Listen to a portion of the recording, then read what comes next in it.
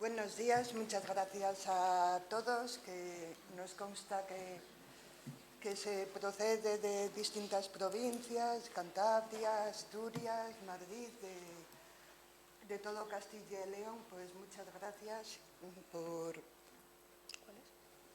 por su asistencia. El siguiente ponente nos viene también de Asturias, que es Juan Feijó, del Departamento Ingeniero de Minas, del Departamento Técnico del Instituto Nacional de Silicosis. Tiene amplia experiencia en el campo de minas como director facultativo y en el instituto lleva también bastante tiempo. Juan, cuando quieras.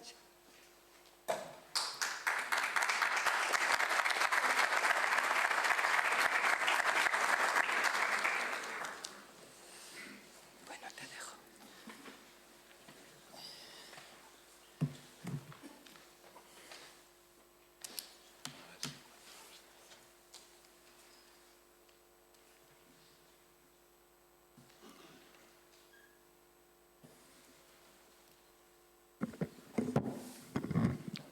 A ver si se oye, ¿eh? Bueno, muy buenos días a todas y todos.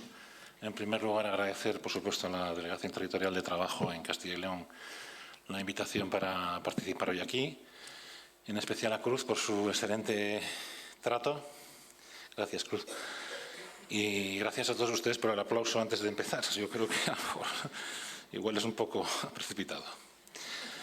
Bueno, mi ponencia lleva por título Problemática de la sílice pasado, presente y futuro. Vamos a ver. No se está viendo, ¿verdad? No podéis poner la presentación del...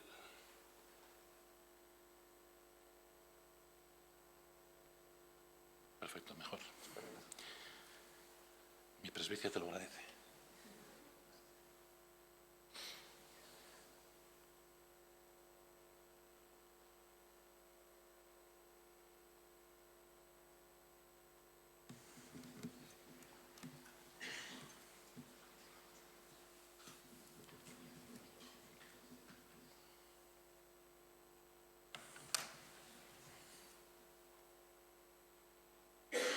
No sé qué ha pasado.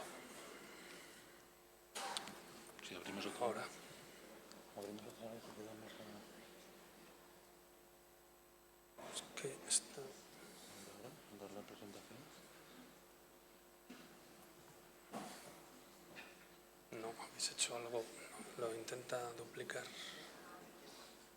Ahora, se estaba viendo. Justo antes de que tocaras estaba viendo. No. La pantalla completa. A ver, espera.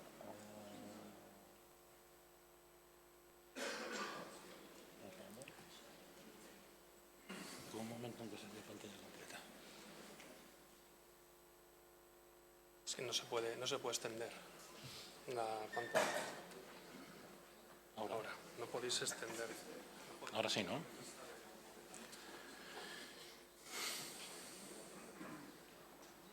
Bueno, como decía, mi participación tiene por título Pasado, presente y futuro, problemática de la sílice, así que vamos a ello. He estructurado la presentación tal cual el título. Primero voy a hablar un poco de la sílice y la silicosis para poner en contexto. Luego el pasado relacionado, como se ha dicho aquí, con la minería del carbón. El presente con lo que significa el paso de la silicosis al cáncer de pulmón como enfermedad, digamos, novedad o novedosa en relación con la exposición a sílice cristalina respirable. Un futuro, pensando en intensificar lo que ya conocemos, y unas conclusiones. Bueno, empezando por el principio, recordar que la silicosis es la respuesta del pulmón a una inhalación crónica de un aerosol que contiene sílice cristalina y que ya en el año 97, la revista más prestigiosa al respecto, ya consideraba la silicosis como la mayor causa de afectación pulmonar de origen ocupacional en el mundo. Hoy estamos a 8 de noviembre, mañana es 9. Hay un médico italiano, Visconti, neumólogo, al que se le atribuye precisamente pues, el bautismo de este tipo de enfermedad con este nombre, con silicosis, y las asociaciones de afectados y últimamente también las patronales marmoleras pues están proponiendo el día de mañana, 9 de noviembre, como día dedicado a la silicosis para dar conocimiento general a este tipo de enfermedad. El pasado, el carbón. Mucha gente todavía a día de hoy considera que la silicosis es algo relacionado con los mineros del carbón. Traigo aquí una foto de las minas de Arnao, muy cerca de mi pueblo. Esta mina está considerada la primera mina de carbón de España y de Europa. Tiene la primera licencia que otorgó el rey Felipe II a un fraile que paseaba por las playas y le llamó la atención, ¿no?, la cantidad de carbón y la cantidad de piedras negras que había, ¿no? Descubrió que esto podía tener algún valor y pidió la primera licencia, que se otorgó en 1593. Fueron pasando los años, la minería del carbón no me voy a extender aquí porque no es el foro, pero pongo esta noticia del ABC del año 70, donde se calculaba que había 16.000 mineros asturianos enfermos de silicosis. Esto nos da una idea de cómo la actividad creció exponencialmente y con ella las condiciones pues no adecuadas de los trabajadores. A día de hoy esto se ha convertido en un museo cuya visita recomiendo encarecidamente. Es la primera mina subterránea, pero además que discurre bajo el mar. La primera y la única. Bueno, Castilla y León protagonizaron esta extracción masiva de carbón. Estas imágenes dan una idea de cuáles son las condiciones laborales propensas a contraer pues, enfermedades pulmonares como la silicosis, pero también la neumoconiosis de los mineros de carbón, que tiene otra afectación diferente. No es exactamente la misma enfermedad, aunque normalmente se englobaban con este nombre. Fruto de ello, en el año 74, bueno, el Instituto Nacional de Silicosis se crea en el año 70, en el 74 se le concede se le declara Centro Especial de la Seguridad Social y esa condición de centro de referencia se mantiene en la Ley de Prevención de Riesgos Laborales hasta el día de hoy. Antes del año 17, el escenario normativo se componía de la Ley de Prevención de Riesgos Laborales, el Reglamento de los Servicios de Prevención y, derivado de ello, teníamos un Real Decreto, el 374/2001, de agentes químicos, en el que ya se reconocía la condición de agente químico peligroso para la sílice cristalina respirable, en cuanto que en su acepción, por ejemplo, la B dice los agentes químicos peligrosos son aquellos que disponen de un valor límite ambiental de exposición diaria. Por lo tanto, tenemos a la sílice cristalina respirable como un agente químico peligroso desde hace más de 22 años. Y en minería teníamos 3 instrucciones técnicas complementarias que regulaban la gestión del agente. La silicosis es una enfermedad profesional, como se ha dicho antes, y una enfermedad profesional es aquella contraída a consecuencia del trabajo ejecutado por cuenta ajena en una serie de actividades que se relacionan en un cuadro. En ese cuadro se relacionan actividades, sustancias y patologías. Este es el caso de la silicosis. Luego hablaremos mencionaremos un poco sobre el tabaco.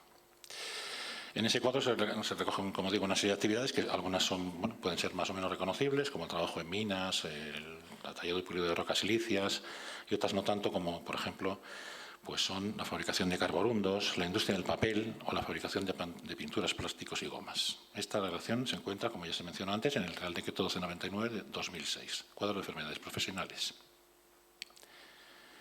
¿Qué pasa ahora? En el presente, entendido el presente como desde el año 2017 en adelante.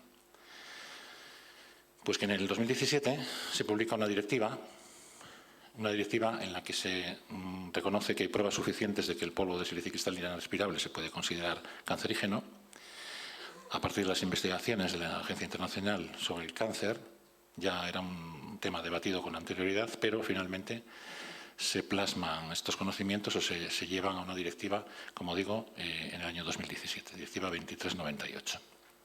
Como el polvo respirable de sílice es un proceso de trabajo no clasificado en el reglamento CLP, pues se decide incluir en esta directiva, en el anexo 1, los trabajos que conllevan exposición a polvo respirable de sílice cristalina generado en un proceso de trabajo, es decir, es un procedimiento, y se establece para la gente un valor límite ambiental de 0,1 miligramos metro cúbico vinculante para los países miembros. Esta transposición, o esta modificación con la directiva del 2017, de la directiva 2004 de agentes cancerígenos, pues conlleva un proceso de transposición a la normativa nacional, cuyo primer paso es la modificación del Real Decreto 257 en el año 2018. Se incorpora la silicia cristalina respirable en la lista de agentes cancerígenos en el cuadro de enfermedades profesionales. Finalmente se produce la transposición en diciembre del año 20, a través del Real Decreto 1154 de dicha directiva, a través del Real Decreto 665 del 97 de agentes cancerígenos, el Real Decreto de Agentes Cancerígenos Nacional. Y en consecuencia de ello se produce también, más adelante, en el año 21, la modificación de la normativa minera, tanto en el Reglamento General de Normas Básicas de Seguridad Minera como en la Instrucción Técnica Complementaria que se publica con estas modificaciones. Por lo tanto, ya tenemos en el Real Decreto de Agentes Cancerígenos, ya tenemos la silicia cristalina respirable, exactamente los mismos términos que la directiva. En el anexo 1, trabajos que generen exposición a polvo respirable generado en un proceso de trabajo.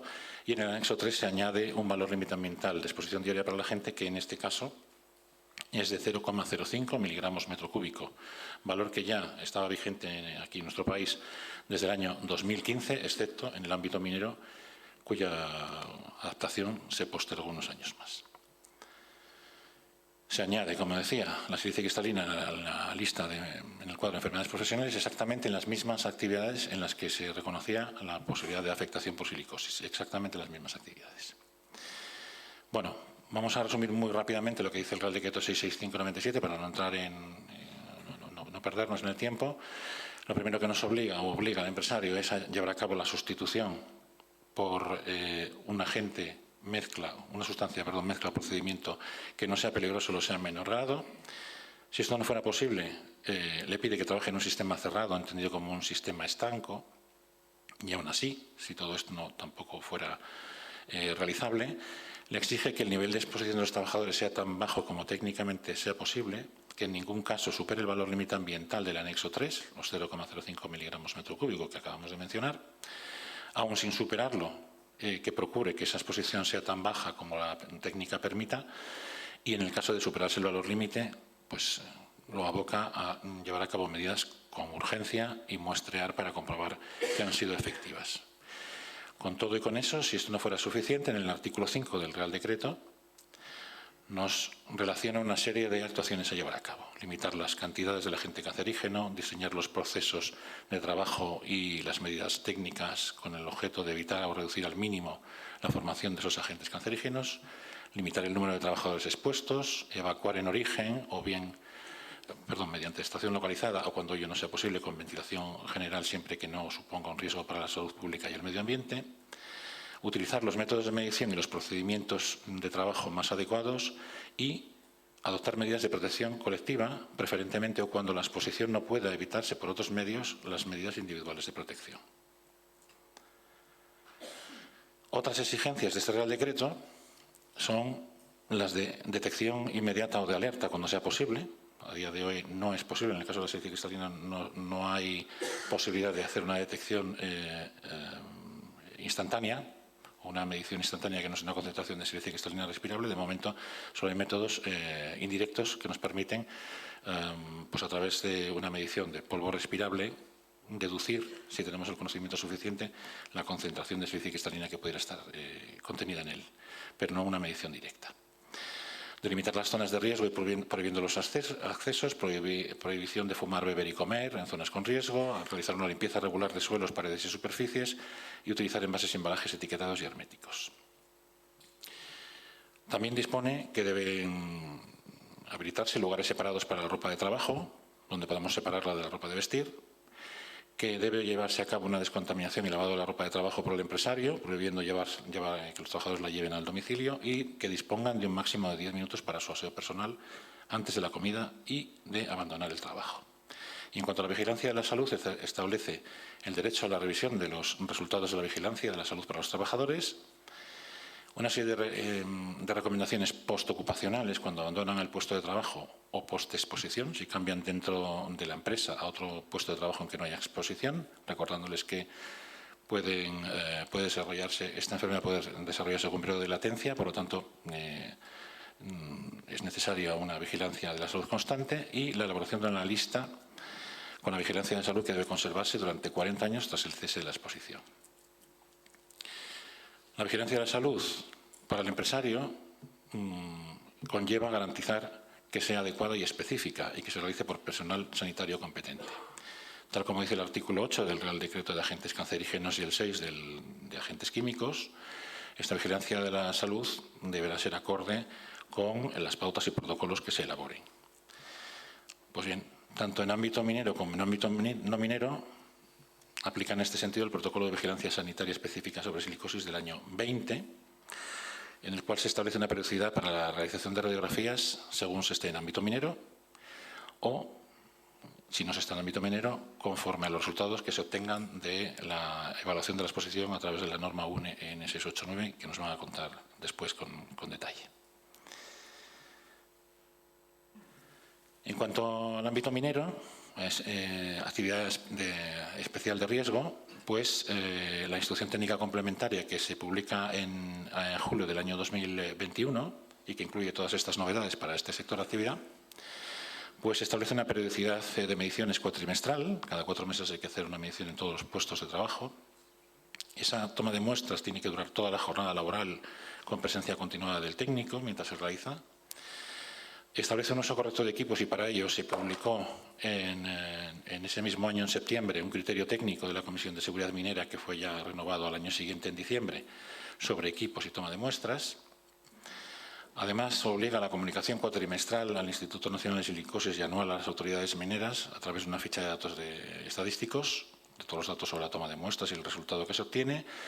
Establece también unas obligaciones a los laboratorios que pueden hacer este tipo de análisis y una formación específica sobre el riesgo al que se le añade de manera obligatoria unas pruebas de ajuste de los equipos de protección respiratoria con una periodicidad anual. Bien, hasta aquí, entre comillas, el presente. ¿Qué hacemos con el futuro? Bueno, pues nada nuevo, intensificar lo que ya conocemos. Es decir, identificar, eliminar los riesgos evitables y evaluar los riesgos que no hayamos podido evitar. Por lo tanto, la asociación de polvo de sílice cristalino respirable, silicosis, más allá de estas actividades propiamente mineras, aquí hay unos cuantos, yo también lo soy, como diría Antonio Molina, yo también soy minero, pues todas estas actividades de perforación, de voladura, de carga de escombros, de tratamiento en plantas de beneficio generan polvo. Esto es inevitable y hay que asumirlo y, por lo tanto, gestionarlo. Pero ya hay otras fuentes de exposición relacionadas con la identificación del riesgo. Hay otras actividades en las que a lo mejor no es tan evidente, ¿no? Por ejemplo, las marmolerías. A día de hoy nadie duda de que en las marmolerías, como ocurrió en el año 2010, nadie duda de que este tipo de actividades puede generar una exposición y, de hecho, puede y genera casos de enfermedad. Pero ¿qué pasa con la construcción? En la construcción se utilizan los mismos materiales que en las marmolerías. Algo pasa. ¿Qué pasa con las fundiciones que usan arenas silíceas para llevar a cabo todos sus procesos? Bueno, pues a día de hoy ya en fundiciones ya hay un conocimiento bastante exhaustivo de los riesgos que la utilización de este tipo de materiales conlleva. Pero a lo mejor no está tan claro, no es tan evidente, por ejemplo, en el caso de los protésicos dentales. En el año 2015 ya se producía una alerta en el Instituto, precisamente de La Rioja, con respecto a esto, casos de silicosis para trabajadores en el ámbito de prótesis dental. Pues al año siguiente nos pasamos por las clínicas de prótesis dental y, bueno, todos los productos especificaban claramente lo que se puede ver en la foto, ¿no? Contiene cuarzo, no respirar el polvo puede dañar los pulmones, silicosis o cáncer de pulmón. Ponerse mascarillas antipolvo, es decir, no es que no estuviera advertido. Lo mismo ocurre en el sector de la cerámica, en el sector de la porcelana, se pueden poner muchos ejemplos. La arena de sílice se utiliza, por ejemplo, para el filtrado de aguas, se utiliza para la confección de neumáticos de invierno, para sistemas de frenado de trenes, tranvías, tenemos ahora el tema del tranvía de Tenerife en plena efervescencia, para la confección de terrenos deportivos. Las pistas de tenis son arcilla, puede tener hasta un 30-40% de contenido silicio. Las bases para evitar la humedad en los campos de fútbol pues también son arena silicia. Es decir, tenemos sílice presente en muchos ámbitos de actividad, por lo tanto debemos de identificar su presencia. Y es que de la sílice se obtiene el silicio metálico, que es una materia prima crítica para la Unión Europea y que cada 3 años aparece nuevamente en estas listas de materias primas. Y con esa sílice, y para obtener ese silicio, tenemos que manejarnos con sílice en un proceso con calor y atmósfera reductora para obtener ese silicio metálico que podemos utilizar o es necesario para construir coches o para una simple pasta dentífrica, o en su utilidad como semiconductor nos lo encontraremos en los paneles solares o en los equipos que todos tenemos en el bolsillo, teléfonos móviles, o que tenemos en nuestra oficina, en nuestra casa, tabletas, televisores, etcétera. Tenemos que preocuparnos de identificar, como estamos diciendo, pero también de evaluar. Luego nos van a contar en detalle cómo se debe hacer una evaluación, pero simplemente unas pinceladas. No todo el polvo es el que nos tiene que preocupar. Hay una serie de fracciones de polvo por tamaños. El que nos debe preocupar es el respirable, el que es capaz de llegar a los alveolos pulmonares o a las vías respiratorias no ciliadas. Con lo cual, estas fotos que se ven ahora, con unas concentraciones visualmente altas de polvo, no tienen por qué ser menos o más, peligrosas que, por ejemplo, el trabajo de un protésico dental. Tenemos que estar pendientes de que el tamaño de las partículas que nos preocupan son aquellas que están por debajo de 10 micras en la gráfica, la curva de color verde, partículas por debajo de 10 micras, haciendo una asimilación diámetro aerodinámico, diámetro de partícula, pero en general partículas, como digo, de menos de 10 micras y mayoritariamente por debajo de 4. Estas son las partículas que realmente nos preocupan. Es decir, visualmente podemos tener una percepción de que hay mucho polvo, pero eso no quiere decir que haya mucho polvo respirable. De hecho, ver polvo respirable implicaría utilizar un microscopio electrónico o un microscopio óptico. Es decir, estamos en tamaños de bacterias. Por esto, una cosa que nos llama mucho la atención cuando vamos a los centros de trabajo son los trabajadores que usan las mascarillas cuando veo el polvo. Pues no sé cómo ven el polvo, salvo que tenga un microscopio electrónico pues en la máquina o en el puesto de trabajo. Para darnos una idea del tamaño de este polvo, aquí tenemos un pelo humano y podemos comparar con una partícula PM10 de un tamaño de aproximadamente 10 micras y lo que sería dentro de esas esferitas azules que están sobre el pelo, pues esas esferas de color rojo que serían las partículas de tamaño 2,5 micras. Estamos hablando de este tipo, de estos tamaños, ¿no? Y en cantidades, aunque luego sé que viene una foto mejor que la que voy a poner yo ahora, el valor límite ambiental de exposición diaria es de 0,05 miligramos metro cúbico. Bien, pues comparándolo con una moneda de 2 céntimos, esto sería una cantidad del doble, de 0,1 miligramos metro cúbico. Es decir, la mitad de lo que tendríamos aquí, en esto que se ve en la foto, es lo que podría inhalar un trabajador a lo largo de su jornada laboral como máximo. Por tanto, para evaluar tenemos que medir correctamente, utilizar los equipos y el tiempo de medición y el volumen que corresponde. Si no hacemos esto, no vamos a conocer realmente, no vamos a poder dimensionar el problema. Hay que pensar en el proceso tan exhaustivo que se realiza en los laboratorios, donde se analizan estas muestras. Bueno, pues no es un quirófano, pero se aproxima bastante, por lo menos a nosotros no nos dejan nuestros compañeros de laboratorio pasearnos por allí. Así que si tenemos tanta exactitud, tanta precisión en obtener el resultado de la muestra, ¿cómo es posible que luego las mediciones se hagan pues como se hacen, ¿no? Si hay técnicos de prevención en la sala, pues podrían seguramente comentarnos cómo se hacen estas tomas de muestras en algunos casos, no en todos, por en algunas empresas, o como lo consideran en algunas empresas. En definitiva, lo que hay que tener claro es que la toma de muestras no es un fin en sí mismo, es decir, no se trata de medir porque vengan los de trabajo, porque vengan los de minas, porque vengan los de silicosis a darnos la tabarra. Es decir, realmente esto es el termómetro que nos permite tomar la temperatura y saber qué tenemos que hacer. Si no mido bien, no puedo tomar unas decisiones adecuadas. A futuro habrá que pensar en cosas como esta. Es decir, nos vamos a una fábrica donde hay exposición a polvo silicio y no nos vamos a limitar a medir los puestos de trabajo. Tendremos que medir con equipos en tiempo real, saber dónde tenemos el problema localizado y optimizar las inversiones para evitar que ese polvo llegue a los trabajadores. Es decir, ya existen métodos de medición en tiempo real que nos permiten zonificar las plantas. En resumen, lo que decíamos, una vez que hemos identificado, teniendo en cuenta que no vamos a vamos a tener muchos sectores con presencia de polvo silicio, y una vez que hemos podido evaluar, podemos planificar preventivamente, podemos formar e informar a los trabajadores, coordinar las actividades empresariales y hacer una buena vigilancia de la salud. Si nos falla el primer escalón, todo lo demás no funcionará. En cuanto a la aplicación de medidas preventivas, siguiendo el orden de prioridad, foco medio y protección individual, es decir, lo que ya conocemos. Y tenemos que tener en cuenta respecto al último de los pasos, que en algunos casos resulta que el orden de prioridad es la inversa, se empieza por el final.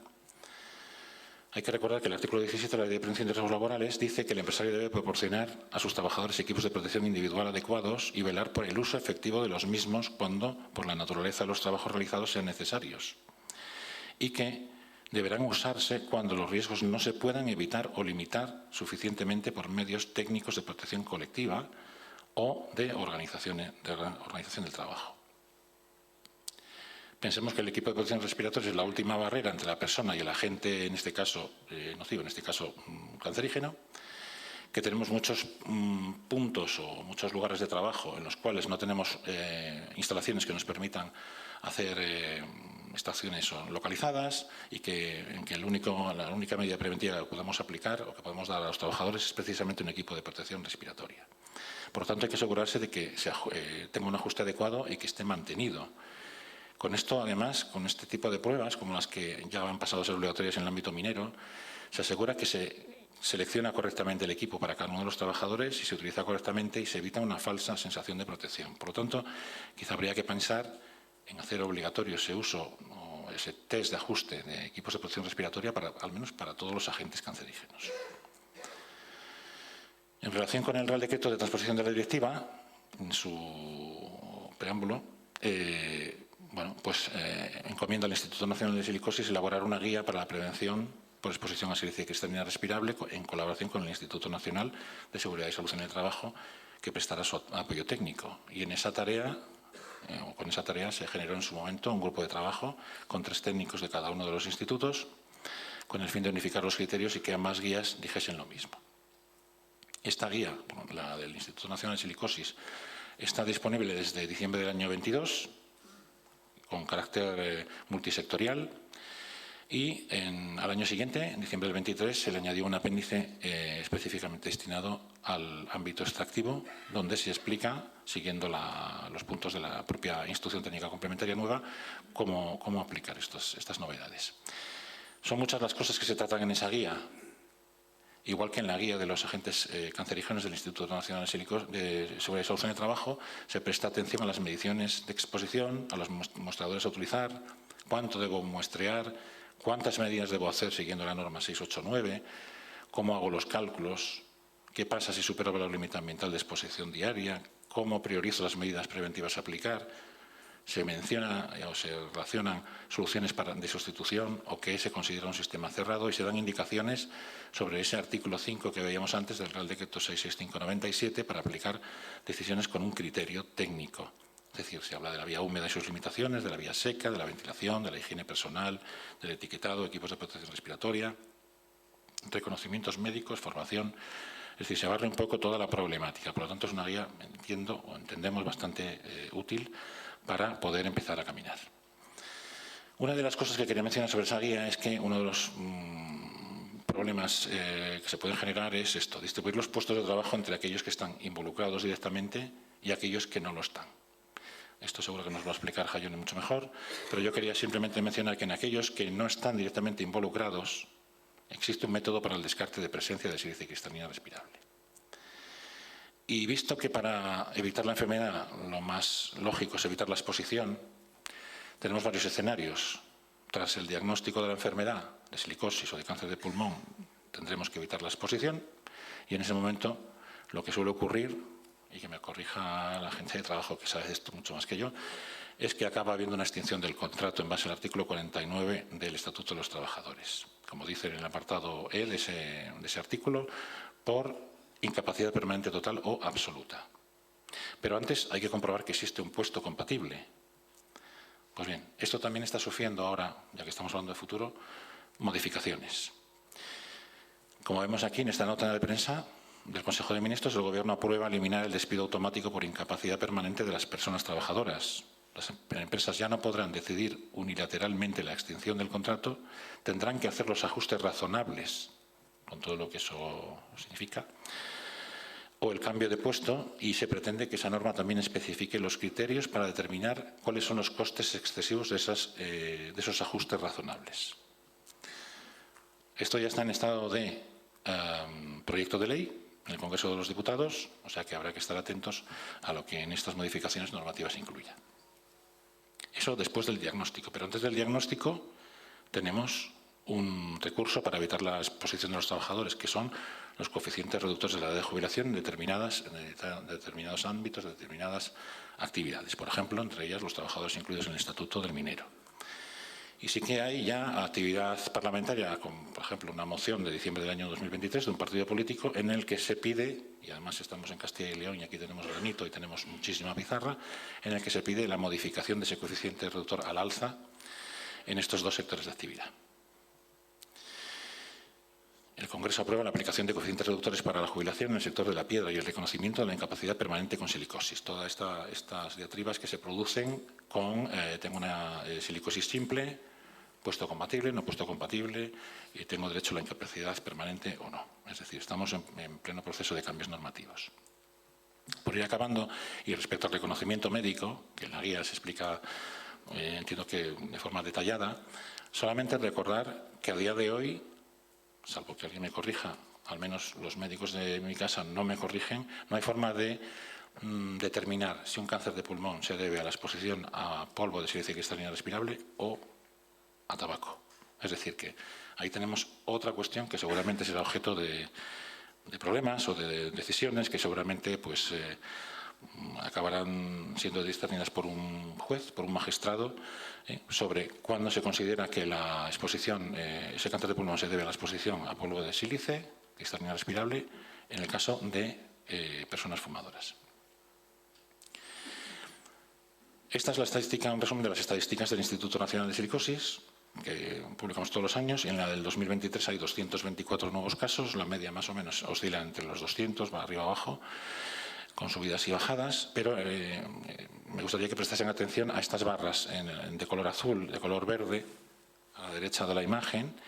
Bueno, las de color azul corresponden con las neumoconisis simples diagnosticadas por nuestros médicos, de trabajadores que van de forma efectiva allí, real, que se presentan en el instituto y que son allí valorados, o de las informaciones que se reciben de los equipos de valoración de incapacidades. Las barras de color naranja corresponden a las neumoconisis complicadas, es decir, aquellas que corresponden a trabajadores que entran por la puerta y a los que se les diagnostica una neumoconisis complicada sin haber pasado previamente o tenido nunca un diagnóstico de silicosis simple.